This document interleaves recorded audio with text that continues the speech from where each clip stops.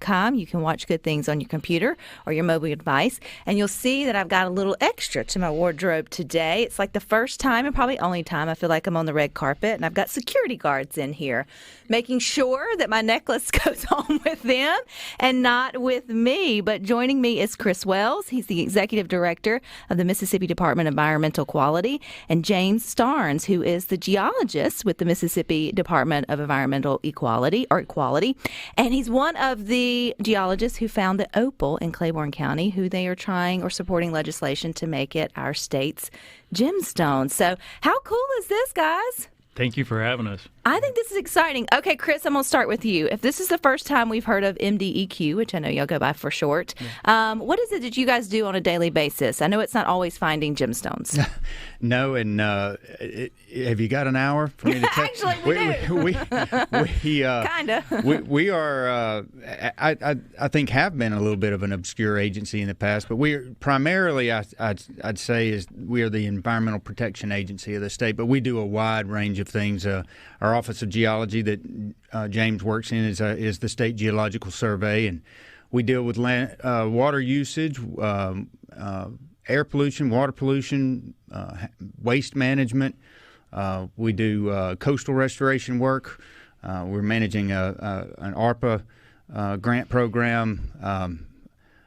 I could go on and on. On and on and on. So y'all are busy. Nothing different. I mean, never boring. A lot going on. A lot going on there. Okay, James, I feel like we haven't even really gotten to talk yet, but you have a cooler job than I do. I think it'd be so much fun to be a geologist. So how do you help people understand maybe what you do there in the Department of MDEQ?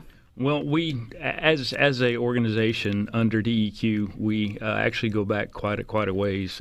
We've been around since 1850, one of the oldest geological surveys in the country, and we were founded to characterize and document the state's natural resources.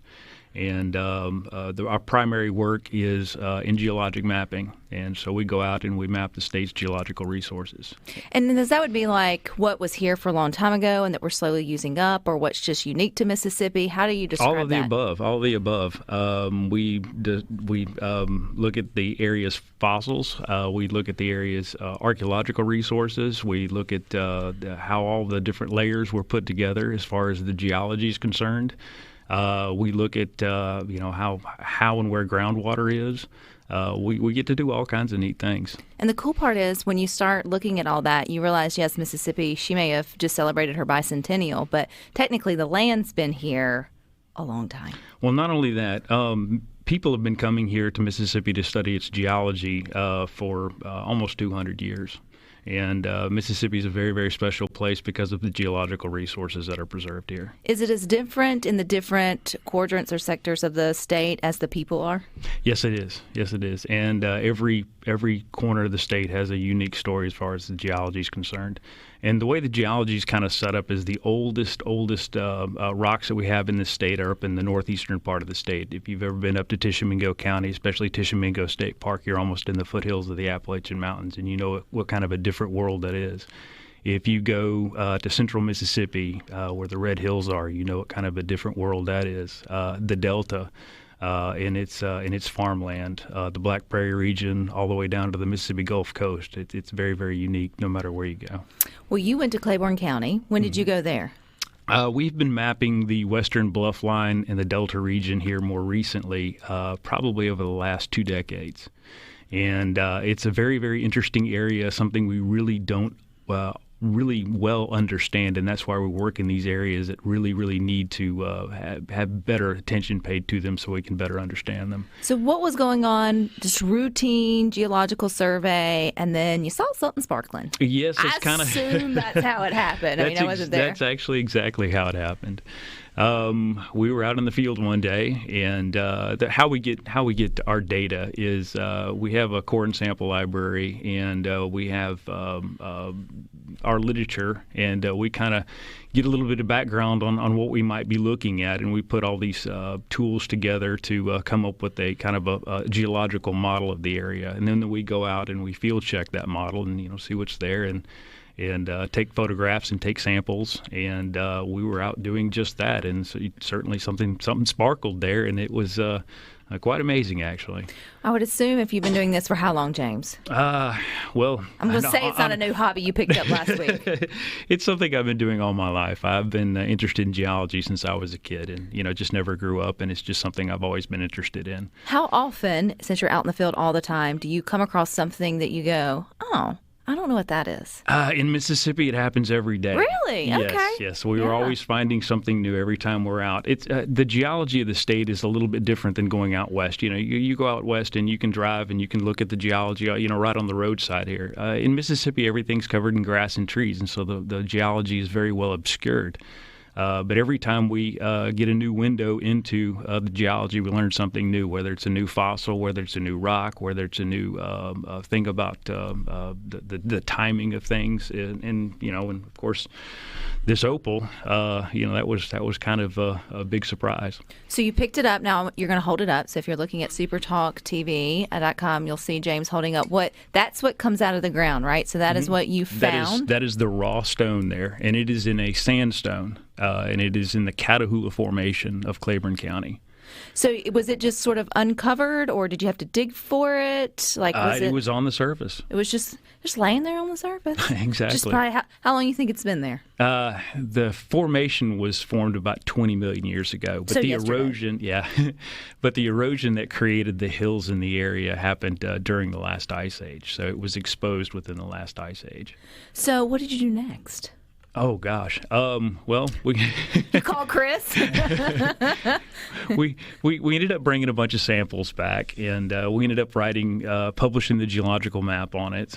We ended up talking to some of the landowners in the area. It ended up being found on a couple of the other landowners' properties. Did they already have? Because you feel like if it's landowners, then maybe their kids or somebody out exploring has found fun rocks, and they've kept them within the family, but didn't realize that they were something really special. I mean, did they know, like, oh, yeah, we've seen that before? No, they had never seen it before. So this really was kind of like a well-kept sort of secret out there. It is. In Claiborne County, much like the rest of the bluff line, it's pretty aggressive territory. The hills and the hollows, and there are lots of places where rocks can hide. So when you get it back to the lab, I assume you have a lab. I mean, what are you looking for? Do you know immediately it's an opal? We really knew immediately that it was an opal. How did you know that? Because no other stone has this kind of play of colors. And it's beautiful. It is. It's one of the most, even in its raw state. That's right. It's one of the most unique gemstones, precious gemstones in the world. Most gemstones are colored stones, which means that they're rubies are red, and then sapphires are darker blue, or amethyst is purple. This stone changes colors as you look at it. As you turn the stone, it changes all kinds of different colors of the rainbow. Like a mood ring. That's right. It's the original mood ring now. Okay, well, like when you know that and then you take it back, is there things that you have to do to it, or well, if you can see, we keep it in water. Yeah, I was wondering. Opal is hydrosilica. It is common opal, which doesn't have that play of colors, is actually one of the more common things that can be found in the sedimentary rock record as far as rocks. But the play of colors, though, is incredibly unique. It's rarer than diamonds, and what we ended up doing is we can have the play of colors of precious opal, but is it gem quality? So we approached one of our big advocacy groups, which is the Mississippi Gem and Mineral Society.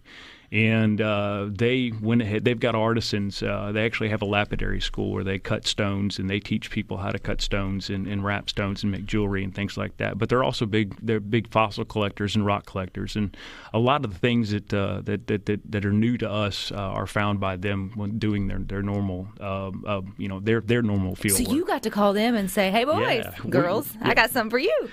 So they were able to cut some samples for us, and they ended up staying stable, and they're beautiful. They can remain out of water, and they cut and polish nicely, and they are absolutely precious gem quality stones. Is that did someone make what I'm wearing today? Yes, one of those individuals. Yes. Which is absolutely beautiful. Okay, we've got way more to talk about because I know you guys are also supporting, MDEQ is supporting the legislation into making this our state gemstone. So we get to that and more coming up. TV.com. Again, if you do that, you'll get to see I got a beautiful necklace on today, as well as our guests have brought in some examples of the Mississippi opal, which they are supporting legislation to make that hopefully our state's gemstone, which I didn't realize our state didn't have a gemstone. Does every state have a gemstone, James? Most do, but not every state. And being in a coastal plain state, which means that we don't have igneous and metamorphic rocks like more mountainous areas do. Having a gemstone in the state, a precious gemstone in the state, is actually quite unusual. Which just makes it even cooler. Yeah. Okay, Chris, you named off so many things that MDEQ does on a daily basis in terms of environmental quality. It's not every day you get a call from one of your workers and it's like, hey, I found something precious. That's right. So how did that all sort of come about? Well, it was brought to my attention relatively recently. James and I were having a conversation about just what y'all were just talking about, that Mississippi doesn't have a state gemstone designated, that we're one of just a couple of states that don't have one.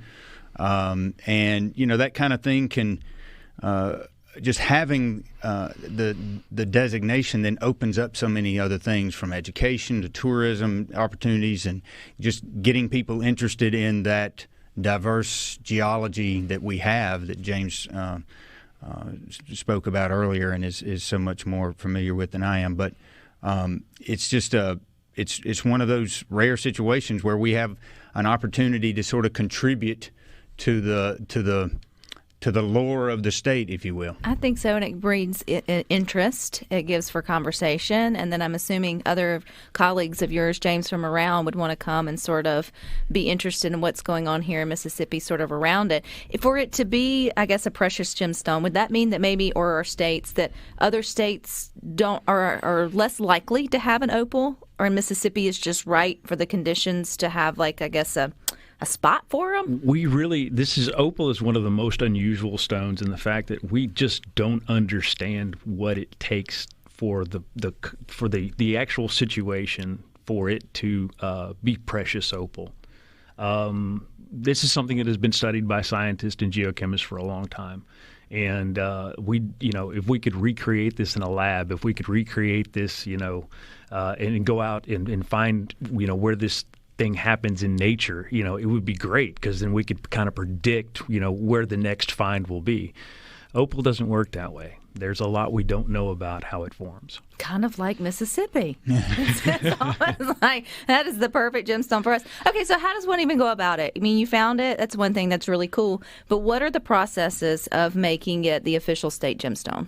Okay, it has to be approved by the state legislature as a state law to be designated. We already have a state fossil. The state fossil is the fossil whale, and it is an Eocene age whale.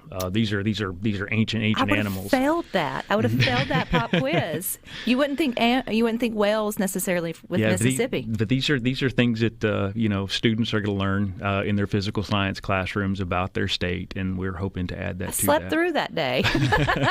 Although I do think I have seen it at the Natural Science Museum, and maybe I knew that a little bit more. And I know our connection with sloths, which I think is really interesting as well, from the Natural Science Museum. But this is cool stuff. This is stuff to also take sort of pride in. So is there anybody that's opposed to this type of legislation? I would think so. We have not run into any opposition whatsoever. I mean, everybody seems to be fascinated with it. On our text line, we did get asked, would there be like a viable commercial market for opals in Mississippi? But then you think, if it's a precious gemstone and then it's our state, is there any protection, like with historic sites or anything like that? No, it's going to be a natural resource, just like our. One of the things that we do as far as the survey is concerned is we go find where these natural resources are, and we document them, whether it be sand and gravel resources that will be used for road and construction, limestone that can be used for agriculture, clays that can be used for ceramics and things like this. And this would be another one of those types of resources. It's going to be up to the landowners to decide what they want to do with it when they do find it on the property. Because I would think, Chris, from an environmental quality standpoint, I mean, we wouldn't want like the Wild Wild West, everybody rushing, and because it's private property, number one, so be mindful of that. But you wouldn't want folks rushing in to try to dig it up and then sell it. Well, and I'll put it in terms maybe people might be more familiar with oil exploration. You know, the idea that oil may be in the ground. We know the types of geological formations that may be prone to have certain resources, whether it be an opal stone or oil or natural gas or whatever it may be.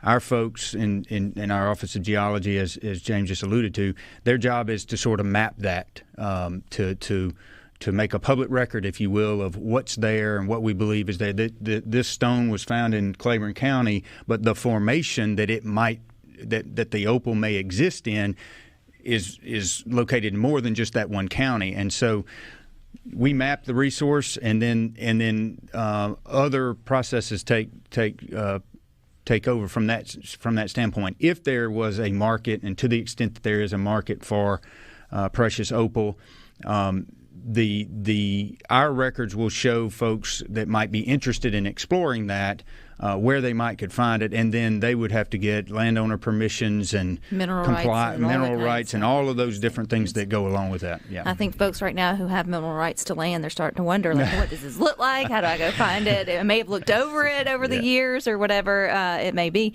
In that, is there a type of terrain? You mentioned Claiborne County was kind of a rougher terrain.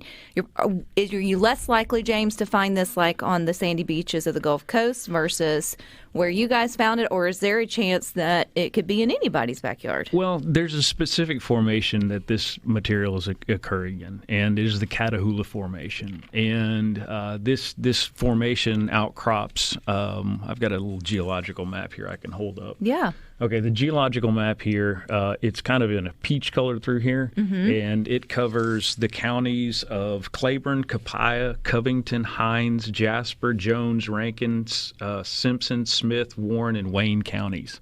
So everybody just ditched good things. They went and got their pitchforks, and they're headed to the backyard.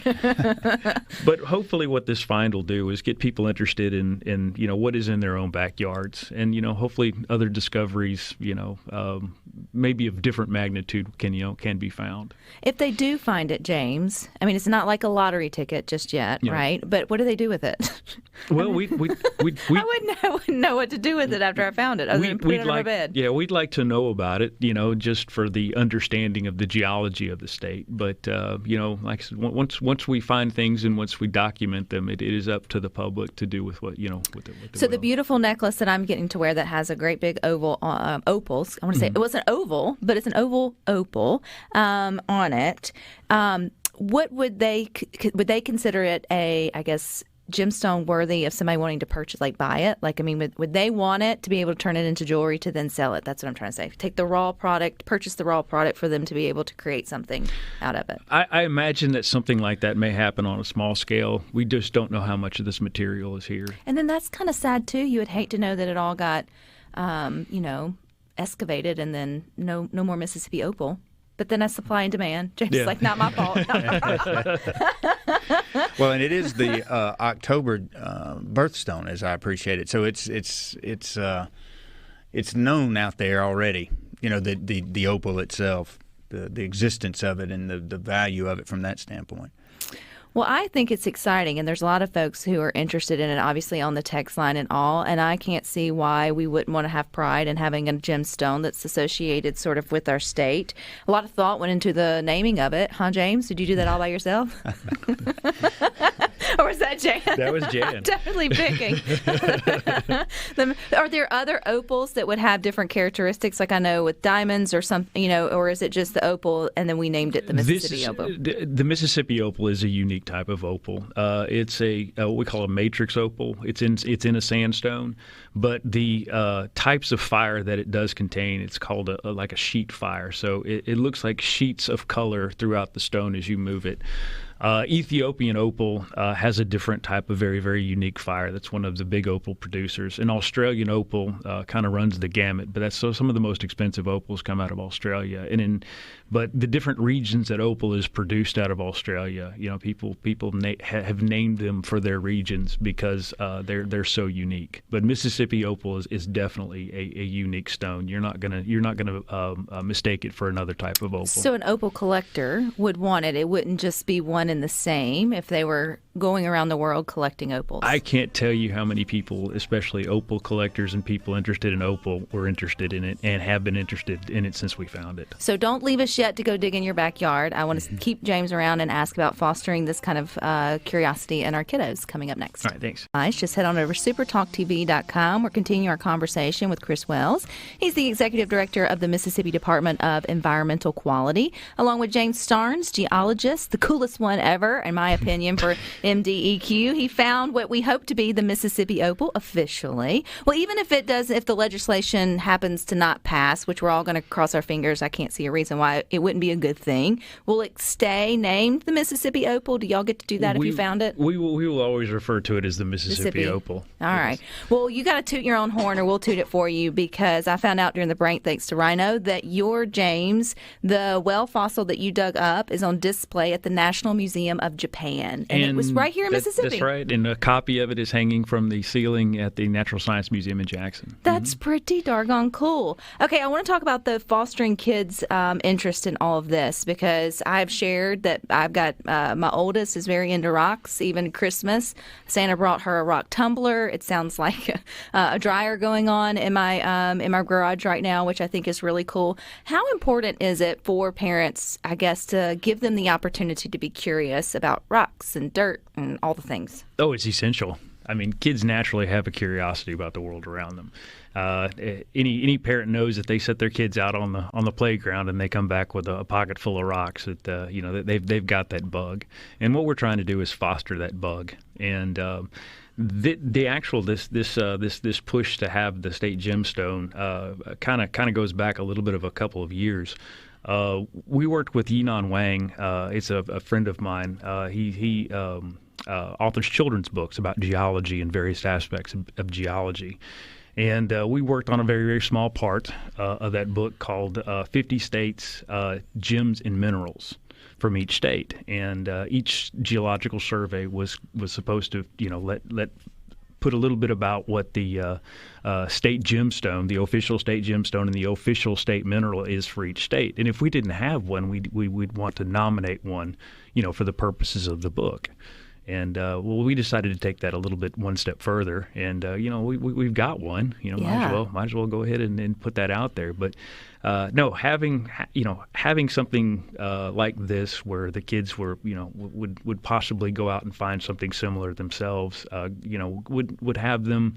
It would foster that interest. That's really what we're trying to do. And I know on your website there's an opportunity to ask a geologist, also at the Natural Science Museum, and then the upcoming gem and mineral show that comes through. You guys will take things that folks, they don't have to be kids, it can be grown-ups who like to get out there and find things too.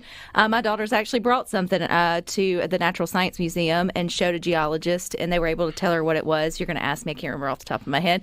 It wasn't an opal, but you still have that. So how does that work? How can folks tap into Ask a Geologist? Well, they can go on the MDEQ website. We have a portal there that is called Ask a Geologist. And we answer a lot of questions through there. We also answer a lot of questions online forums. People send us emails all the time. We've also got the Fossil Roadshow, which is happening at the museum on March 4th from 10 to 3 at the Museum of Natural Science.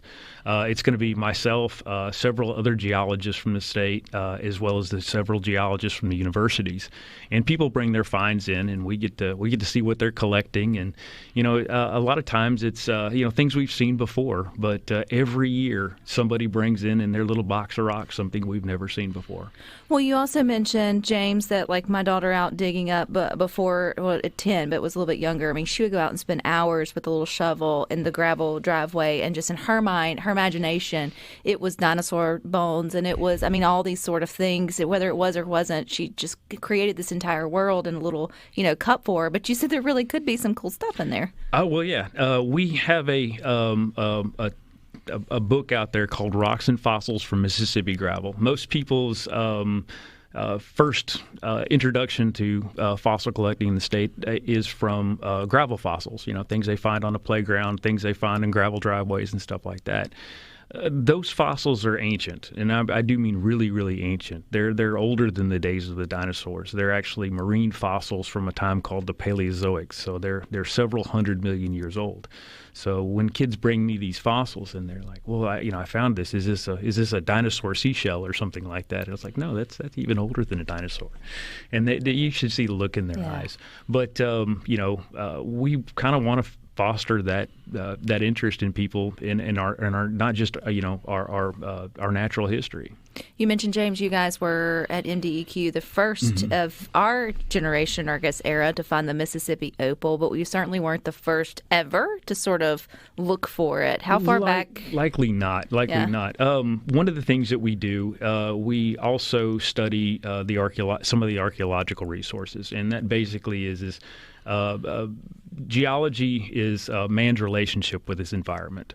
And this goes back to the first peopling of Mississippi, going back to the Native American inhabitants, and how they used the rock resources. That's one of the things we do study. We do study trade routes and things like that, and how what they were using the rocks for. We know that they were using the Catahoula quartzite in the same area that the opal was found. So chances are that it is very, very possible that they were the first people to actually find this material. When was the first people who found raw material and made it into something beautiful? Right, because it has to be polished and or can you find polished rubies and emeralds and all that already out there that the earth did? Does that make sense? Most of the gemstones that are out there actually have a mineral or a crystal form. Okay, and those crystal shapes are going to be related to the chemistry of that mineral. Like a quartz crystal is going to have different shape. When people bring us quartz crystals and things like that, did somebody cut that? And I was like, no, that's naturally how it grows. Opal's a little different. Opal's kind of a free-form type mineral, and so it has to be cut. It's going to look like a regular rock with flashes. But other things like diamonds, they're going to have a certain shape. Quartz is going to have a certain shape, things like that. But in Mississippi, our inhabitants of Mississippi have been shaping and polishing stones for thousands of years. The Poverty Point culture, which dates to the late Archaic, we're talking, several thousand years ago. They were some of the first in North America to make beautiful, beautiful materials, rock materials. They were able to peck and grind and make amulets and all kinds of different things, statues and all kinds of just wonderful, wonderful things. There was a lapidary industry in this state where they were taking, just regular old gravel rock and turning it into beautiful, beautiful ornaments. Is there a stone you have not found or discovered yet in Mississippi that you're still holding out for? Ah, gosh. Check opal off your list. We can check out. Well, being a precious gemstone in this coastal plain was surprising to us to begin with. Most of what we're looking for is something fossil related that's going to tell us, some story about the geological history, because that's kind of we use the fossils as tools to kind of unlock the geology and the geological history. Don't have a whole lot of minerals as far as this kind of stuff. So, when did you find your first dinosaur? Oh, Lord. It's not a question I get to ask everybody. Yeah. My first dinosaur age fossil I actually collected as a very young child growing up in San Antonio, Texas, which is about the same age rock that we have up in northeast Mississippi. But my first dinosaur I found when I was with George Phillips at the Natural Science Museum. He's currently the curator of paleontology there.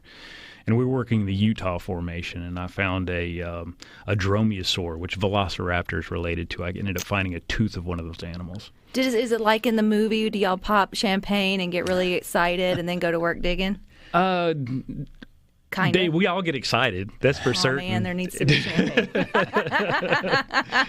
but it's usually, we only got so much time. Go back to digging. I know, but it's just so much fun because for longtime listeners, everyone knows that Rhino's job that he wanted to be growing up was a paleontologist. And I feel like, if things would have went different, y'all would have been, maybe you would have been switched. You'd have been back there running the board and Rhino would be here talking about the opal, but probably not. But I think it's cool. I think kids also need to know that these type of jobs and opportunities are still out there. So how do we get connected? And Chris, how do we get connected to MDEQ and keep everybody interested? You talk about jobs, and I think if nothing else comes out of this, the opportunity to expose folks, and particularly young folks, to this type of thing and the fact that people do this job. I love my job. Okay, I wish I loved my job half as much as James loves his, and it just tells you, it speaks volumes to just how much fun they have doing the things that they do. But we have a website, mdeq.ms.gov. We're on social media, Twitter, Facebook. Encourage everybody to follow us. And the Gems and Minerals show is when? The Gem and Mineral Show is February 25th and 26th at the Trade Mart, and the Fossil Road Show is March 4th at the Museum of Natural Science. Go out, find James, tell him you heard him on Good Things. Bring him an Opal. He'd be really excited, or something else. This is really cool. We'll keep up with the legislation and hoping that it gets supported. It's got my support, but y'all stick with us. We got more coming up next.